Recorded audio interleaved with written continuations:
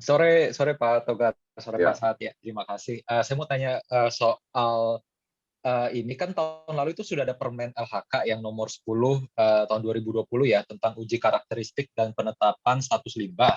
Nah, kalau yang saya dengar dari penjelasan KLHK itu kan sebenarnya sudah ada pengecualian SB bisa dikecualikan dari limbah B3 asal memenuhi syarat tadi kandungan minyaknya di bawah 3% gitu ya. Jadi perusahaan bisa mengajukan ke KLHK untuk mendapatkan pengecualian. Nah, yang aku ingin tanya ini sebenarnya kalau sudah ada pengecualian itu perlunya gitu manfaat dari itu dari adanya PP ini tuh apa sih, apa yang membedakan gitu kalau misalnya memang Oke. toh dari sebelumnya sudah ada sudah bisa dikecualikan dan juga sudah ada industri yang mengelola kan tadi yang solvent extraction kan ada 2 ya gitu. Jadi mungkin pengen tahu aja sih dengan ada PP ini apa kira-kira yang bisa membuat bisa lebih banyak gitu industri yang mengolah nantinya gitu. Karena toh sebelumnya kan sudah ada juga yang bisa Ya, mengolah gitu. ya, Mungkin itu Pak ya. Ya, terima kasih ya. Pak. Jadi kalau itu Pak, permen LHK memang sudah ada pengecualian ada. Tapi kalau kita pakai lensa, ya itu belum ada fokus.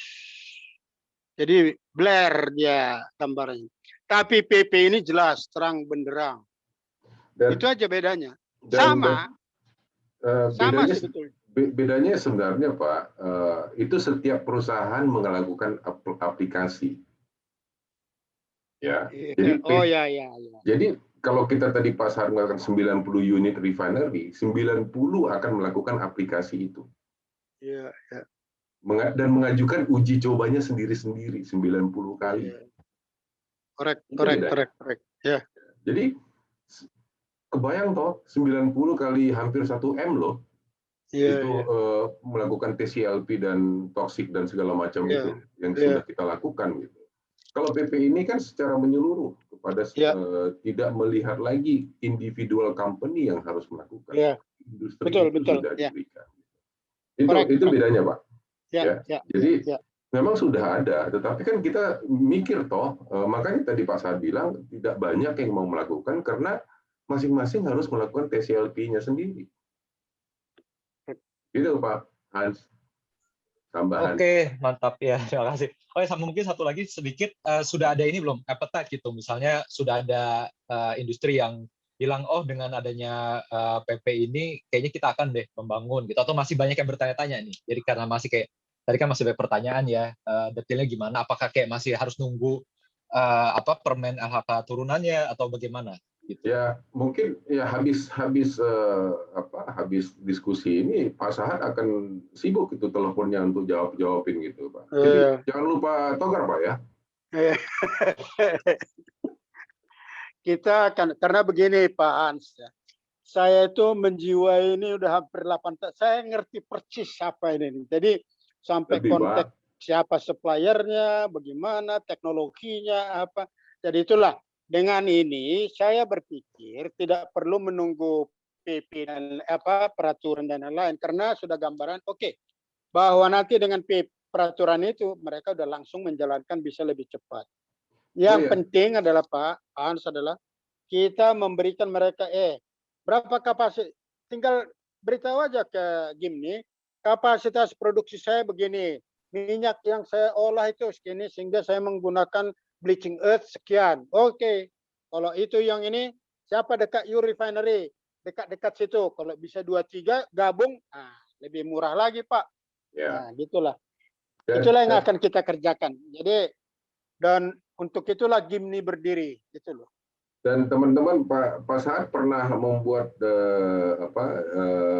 membuat batu bara di garasinya dengan DOB ini Pak. Sangkin tahun itu berapa Pak ya? Sangkin itu tahun 2018 itu. Ya, Sesudah ketemu dengan 2016 sesudah ketemu dengan Pak Jokowi, saya bikin buktikan di garasi saya bikin dan bisa. Lah, kalau cuma ya itu.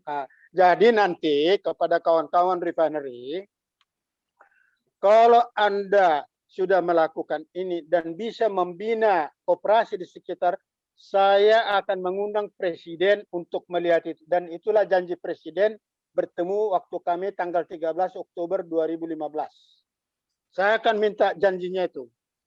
Bahkan presiden bilang, kalau ini bisa ke samping UKM, waduh Pak, ini kita akan dukung. Nah itu dia. Jadi rupanya 8 tahun perlu mengingat itu Bapak Presiden. Makanya dirubah PP. Oke, berikutnya siapa? Oke. Ayu, Bisnis Indonesia. Iya, halo Pak Togar.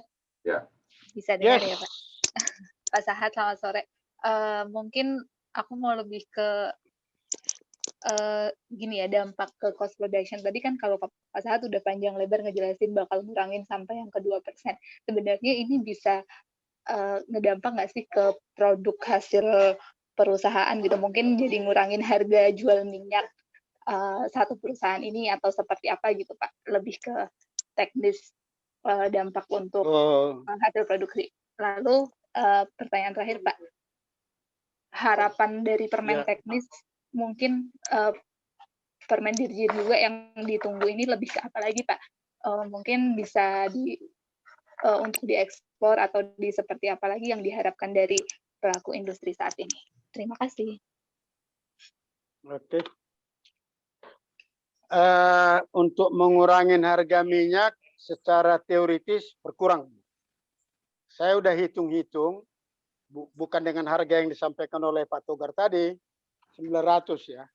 Dengan harga 8.000 perak minyak CPO per kilogram, itu mereka akan turun biaya produksinya kira-kira 2%.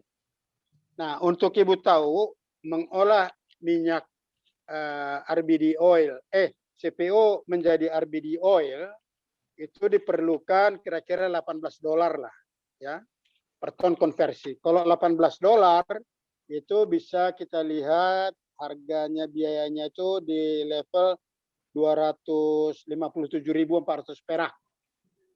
Ya.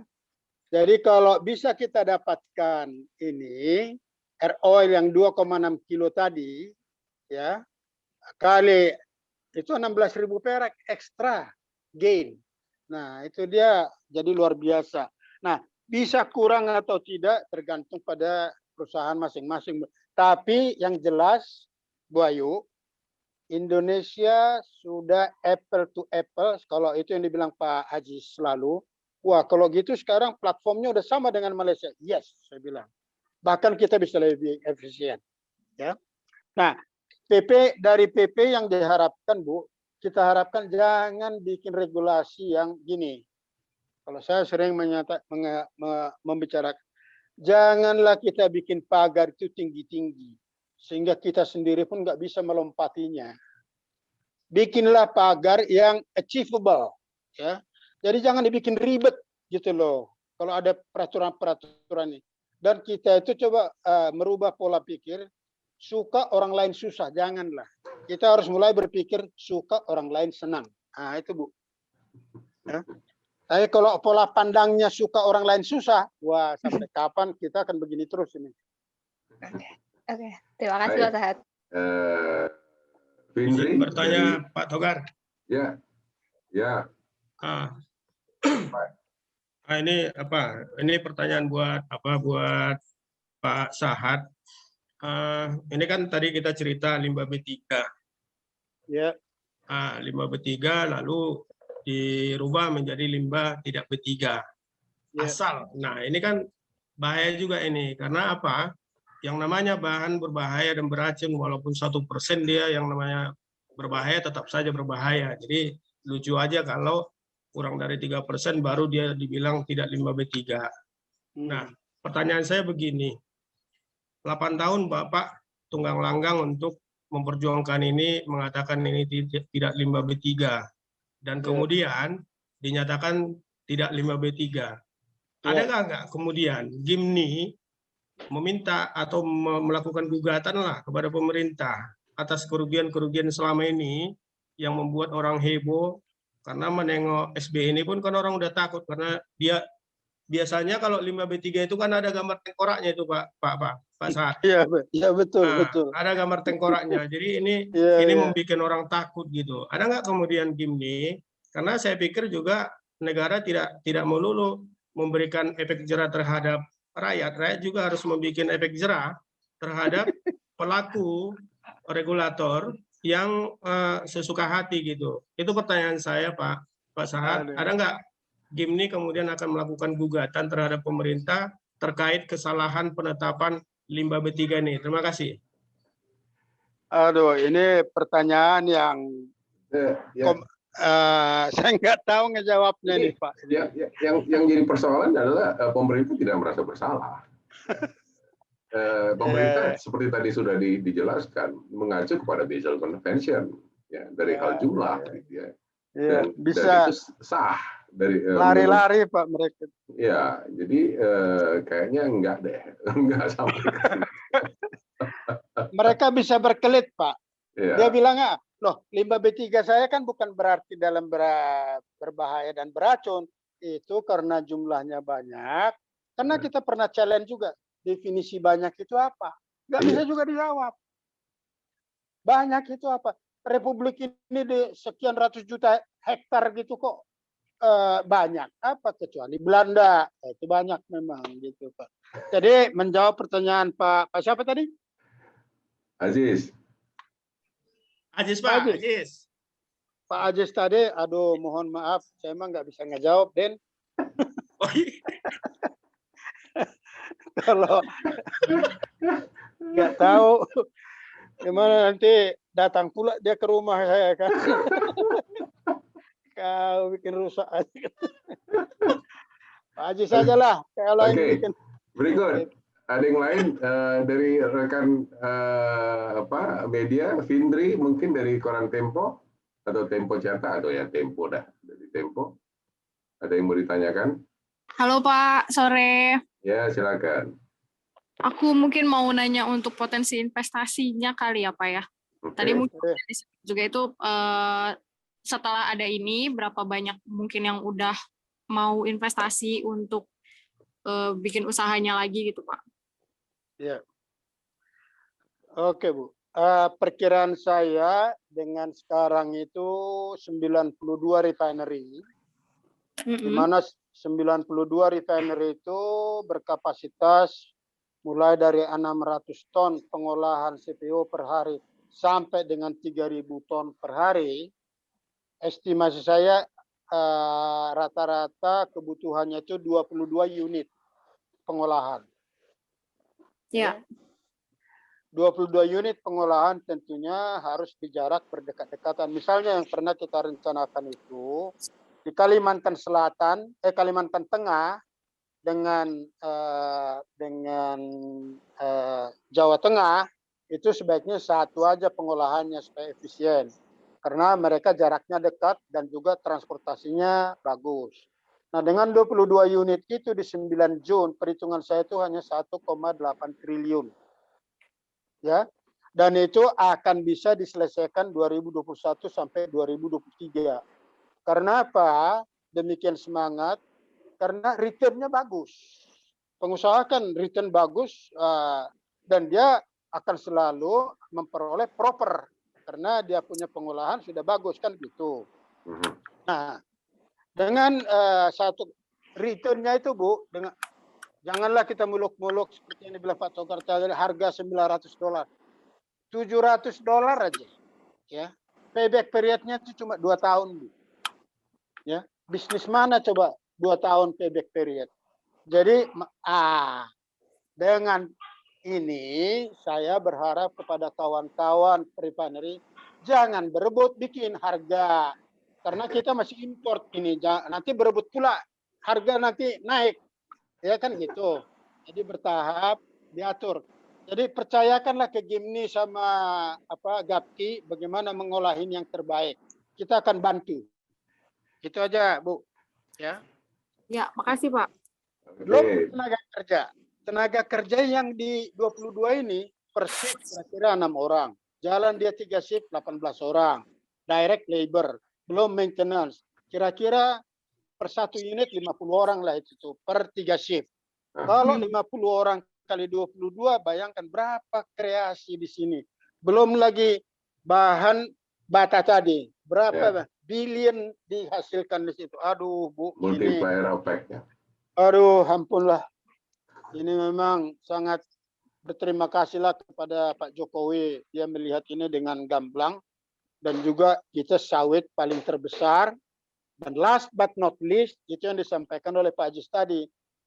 Luar negeri tidak bisa lagi menjudge Indonesia minyaknya terkontaminasi dengan limbah B3. Nah itu. Oke. Kalau Malaysia tadinya nakal, selesai Indonesia ini.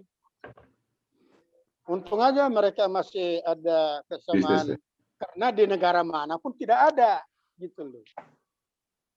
Tidak ada spesies jadi limbah B3, nggak ada negara mana. Oke. Oke. Bernadette, ada pertanyaan? Pak, mau nanya satu aja. Kalau tadi saya kelewat, dengan produksi CPO kita sekarang, ada estimasi nggak sih Pak Sahat? Karena kan tadi SBY ini mungkin sempat jadi B3 karena masalah volume ya. Nah, dengan produksi CPO kita rata-rata beberapa tahun terakhir ini, volume SBY yang dihasilkan tuh berapa banyak sih Pak? Karena kan tadi juga kata Pak Sahat, soal banyak tuh jadi perdebatan ya, banyak sedikit tuh jadi perdebatan. Saya penasaran aja volumenya berapa. Terima kasih Pak. Ini ya. Oke, produksi sawit kita berapa Pak Togar? 55 juta ton ya. Termasuk dengan palm kernel. Ya. Oke. 85% harus di-refine itu. Ya. Jadi kalau itu untuk itu Bu, sebentar saya lihat primbon saya. Itu per tahun akan menghasilkan SBE kira-kira 835.000 ton. Di 9 zona produksi refinery tadi. Nah, itu yang diperlukan 22 unit pengolahan SBE tadi. Ya. Nah, jadi gitu aja, Bu. Memang di kita yang paling tinggi, karena Malaysia kan produksi sawitnya kan cuma 19 juta ton. Yeah. Itu mereka ekspor juga katakanlah 20% berupa crude, yang 80% berupa refine. Kalau 80% dari 19 juta ton, itu kan kira-kira 15 juta ton. Kan gitu. Kalau kita lebih dari itu. Oke. Ini sudah 17.37, memang tadi kita sudah mulainya terlambat.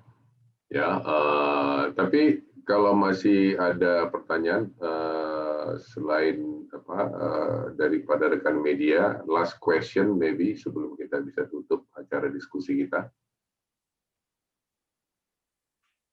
Ibu ini? Pak? Ya, silakan. Pak, saya nanya Pak. Oh ya, saya titis Pak. Ya. Silakan. Ini Pak, untuk sementara ini Pak Sahat, kan udah ada keluar peraturan 3% max. Sementara refinery kan masih menghasilkan 20. Dan kita kan masih limbah B3 nih Pak, yang kita serahkan ke pemanfaat. Itu yang untuk sekarang ini Pak, kita anggap limbah B3 atau tidak tuh Pak? Kan kalau dimanfaat nanti kan udah diolahnya, udah jadi 3%. Jadi di bawah 3 itu apanya Pak? Itu gimana Pak sekarang ini? Apakah apanya lain agreement-nya bisa beda gitu Pak?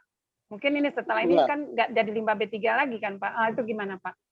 Kalau dia di atas 3%, itu berarti dia B3, Bu, limbah B3. Tetap itu. Ya. Dia, tapi itu nggak bisa ini agreement, maksud saya agreement ini kan kontrak tripartit harus itu maksud saya Pak, kontraknya itu gimana, apa bisa berubah kontraknya itu gitu. Supaya Ibu tidak ribet, nggak perlu angkutan perizinan, nggak perlu penyimpanan dan lain-lainnya, langsung di sebelah refinery Ibu itu buat satu solvent extraction. Pakai conveyor aja kirimnya ke sana gitu Bu. Itu kayak memang artinya kan dianjurkan, dianjurkan untuk buat apalah Pak, investasi dan minta bantuan. Bapak lah hubungin Pak Sahat ya Pak ya. Itu saya ada cerita sedikit Bu, kayak orang Yahudi. Orang Yahudi sahabat tidak boleh dia jalan lebih dari sekian ratus meter. Oke?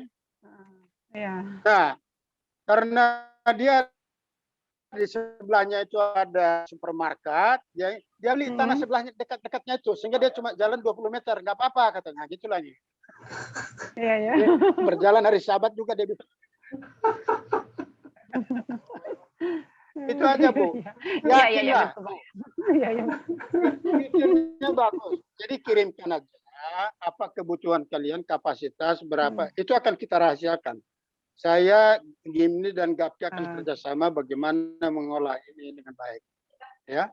Kemudian kita akan invite siapa UKM yang bisa menyediakan dana untuk mengembangkan para pebisnis untuk bahan batu bata di sekitarnya. Iya, iya. Jadi, tapi kan sebetulnya untuk landfill udah bisa kan, Pak? Untuk boleh. landfill nggak mesti batu bata lagi gitu. Kalau 3% boleh. Untuk jalan-jalan di pabrik, jalan-jalan di kebun bisa dipakai. Pengerasan iya, boleh. bisa dipakai. Tapi lebih baik kita kasih lah supaya orang juga berbahagia mendapatkan income gitu loh, Bu. Oke. Kita ambil Hans, minyaknya ada aja, Pak, pertanyaan ya. terakhir, Hans, atau siapa yang mau terakhir? Terima Ini kasih, sudah 17.40 nih. Kalau boleh, the last question, kalau memang mau. Maaf tadi kepencet Pak Togar ya. Oh, oke, no problem. Satu lagi mungkin Kayum. Kayum. Nggak ada Kayum. Oke. Bapak Ibu, saya kira kita sudah 17.41 ya. Mungkin kita bisa sudahi acara diskusi kita. Saya ingin mengingatkan lagi terutama bagi teman-teman yang baru bergabung di diskusi ini ya, untuk menyimpan nomor HP saya ya, supaya bisa nanti menerima bahan yang akan saya kirimkan melalui WhatsApp ya. Kalau tidak di save, intinya tidak disimpan di nomor HP Bapak, maka tidak bisa menerima. Dan juga ingin mengingatkan untuk beberapa diskusi yang sebelumnya sudah beberapa saya tampilkan di channel YouTube Stok Bapak Moel ini di diskusi.sawit ya. Silakan untuk dilihat, di subscribe ya, dan video percakapan diskusi kita ini mungkin akan saya tayangkan kalau boleh sesudah diedit mungkin sekitar hari Senin ataupun Selasa minggu depan ya. Dari sini sore hari ini saya akan rekap nomor-nomor Bapak Ibu yang hadir dalam diskusi ini dan akan saya kirimkan bahannya kalau boleh. Mudah-mudahan saya bisa ngirimkan malam hari ini juga ya. Sekali lagi Bapak Ibu sekalian, terima kasih atas bergabung ya, berdiskusi. Kalau tadi Bu Ina banyak menjadi murid, kalau pas saat ini Bu Ina dan teman-teman ini murid tetap, Pak ya. Mudah-mudahan masih tetap akan menjadi murid kalau Bu Ina sudah di New Delhi nanti gitu ya. Ya Allah sudah ya. Ya, karena kita membahas apa saja yang terkait dengan palm oil dan juga mengingatkan kepada teman-teman yang baru bergabung dan ingin tetap berdiskusi ataupun ingin mengetahui mengenai hal-hal seputar palm oil, boleh mengirimkan WhatsApp ke saya untuk minta dimasukkan ke dalam broadcast list dari saya ya, sehingga minggu depan misalnya contohnya ya, narasumber kita masih ada nggak ya di sini ya, untuk minggu depan saya coba double check ya sebentar. Ada, Pak. Ada, udah langsung ngomong narasumber kita minggu depan akan berbicara mengenai etanol, bioetanol, ya, biofuels, ya, yang berasal dari limbah sawit. Kurang lebih begitu ya, Teni ya, judulnya. Ya, kita akan membahas bagaimana mengolah limbah waste ya. Itu generasi kedua itu. Ya, generasi kedua, Pak. Ya, itu generasi kedua. Bu Teni akan menjadi narasumber kita untuk minggu depan, biofuel untuk second generation. Ya, semoga yang berkeinginan untuk bergabung silahkan WhatsApp ke saya, bilang tolong di-include di dalam broadcast list ya. Oke, Bapak Ibu, sudah semakin sore, memang tadi kita mulai. Togar bisa sedikit ya. Ya. Tadi siapa yang mau merubah ke generasi kedua etanol tuh? Ibu Ini, siapa? Ini Pak, ininya. Dari BPPT. Bukan, dari kita, Bapak ikutlah minggu depan. Bukan. Poin saya begini. Saya udah bayangkan begini nih. Harusnya Republik kita ini bisa mendukung kemiskinan, memberantas sebagian kemiskinan dunia.